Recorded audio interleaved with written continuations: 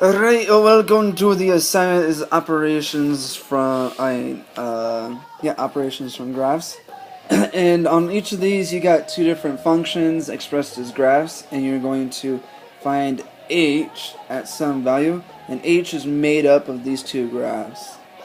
And so, on number one, here the h is made of f over g, so if you're trying to get h of 2, you have to get f of 2, and you have to get g of 2. And as a reminder, that number in the parentheses is an x value.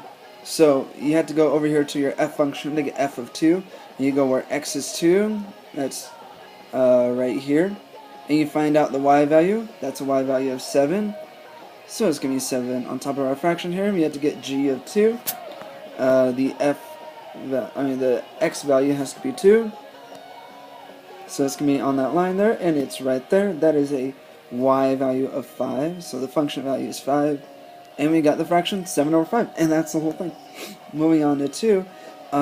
You have to get h of 1. And this time it's not f over g. It's f minus g that h stands for.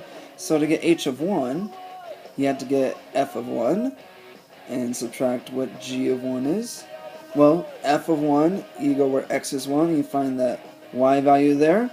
That is a y value of 3, so that's what f of 1 is. And we have to get g of 1. Once again, go where your x values are 1, find the y value. Right there, that is 3 as well. So you got 3 minus 3. Our final answer will be 0. Moving on to 3, you have to get h of 1, negative 1, and this time h is f times g. So in order to get h of negative 1, you have to do f of negative 1 times g of negative 1. To get f of negative 1, you go to where x is negative 1, and you find the height of the function there. The height there is 0. And on g of negative 1, you go to your g function over here where x is negative 1. Its height is negative 1. So the y value is negative 1. You got 0 times negative 1. That's a big fat 0. On 4, you have to get h of 0. This time h is f plus g. So if you want to get h of 0, you have to get f of 0 and add g of 0. F of 0, you go here where your x's are 0 and find the height of the function. That height is 1, so f of 0 is going to be 1. For g, you have to go where x is 0, right there on the y-axis. It's got a height of 1 as well, so you got 1 plus 1. That's going to give you 2 for h of 0. This one is 5. To get h of 1, you have to get g of 1 and f of 1 and subtract them, because h of x is equal to g of x minus f of x. So if you want to get h of 1, you need to get g of 1 and subtract f of 1. First, you have to get g of 1, go here where x is 1, find out the y value. That y value is 3. Next, to get f of 1, you have to go where x is 1 and find the height of your function. That one is 3 tall. So we're going to get 3 minus 3, which is 0. If you notice, this is practically the same problem as number 1, and so it makes sense that we have a very similar answer. Yeah, because if we reverse subtraction, all you have to do is change the sign, but we had 0, so your sign is just going to stay positive. I mean, it still have no sign, because 0 is not positive or negative. Moving on to the back side, this would be 7 there.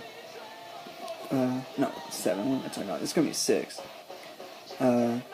So, on all the back you have different functions, different graphs. And so, now, here we have to get h of 2. Well, h is made up of f over g. So you have to get f of 2 and g of 2. And do f of 2 divided by g of 2. Well, to get f of 2, you go where x is 2. Find out the height of the graph. That height is negative 5, so f of 2 is negative 5. G, you have to go over to 2, find the height of the function. That height is 4, positive 4, and so you're going to get negative 5 over 4, and that's as simplified as it can be. Moving on to 7. We have to get h of negative 1. H is made up of f minus g. So if you want to get h of 1, you have to get h of negative 1, you have to get f of a negative 1. Subtract g of negative 1.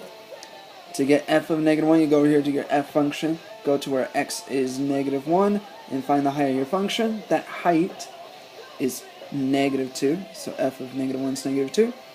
You have to get g of negative 1, so you go where x is negative 1, find the height.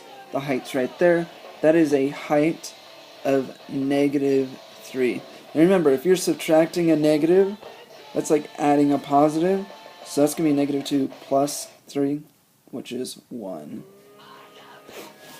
Now we need to get h of 1. Well, h is made up of f times g. So you have to get f of 1 and times that by g of 1. Oh, that's overlapping a little bit. Okay, and so to get f of 1, you have to go to your f function, go where x is 1, find the height of the function. It's right there at negative 4. You have to also get g of 1 over here at 1. What's the height of the function? Well, it's down here right on the x-axis, so that's got a height of 0. Negative 4 times 0 is 0. Anything times 0 is 0. That's 8. On 9, you have to get h of 0.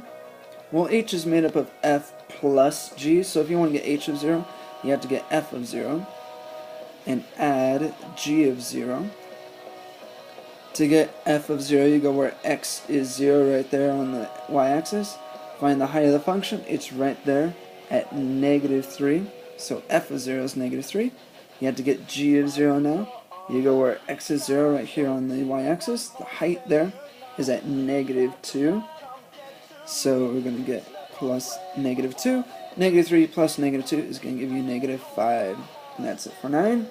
Then moving on to our last one here, up 10. We have to get h of negative 1. And this time h is g minus f. So we have to get g of negative 1 minus f of negative 1. G of negative 1, to get that you go where x is negative 1 and find the height. It's right there. That's a height of negative 3. Subtract, because we're subtracting. We have to get f of negative 1. So you go where x is negative 1, find the height. That's a height of negative 2. So we have to subtract negative 2. And once again, subtracting in negatives, like adding a positive. So you have to do negative 3 plus positive 2. It's going to give you negative 1. And if you notice, that's going to be just the opposite of 7, because it's the same problem, just switch the order. So there you go. That's going to be the whole assignment.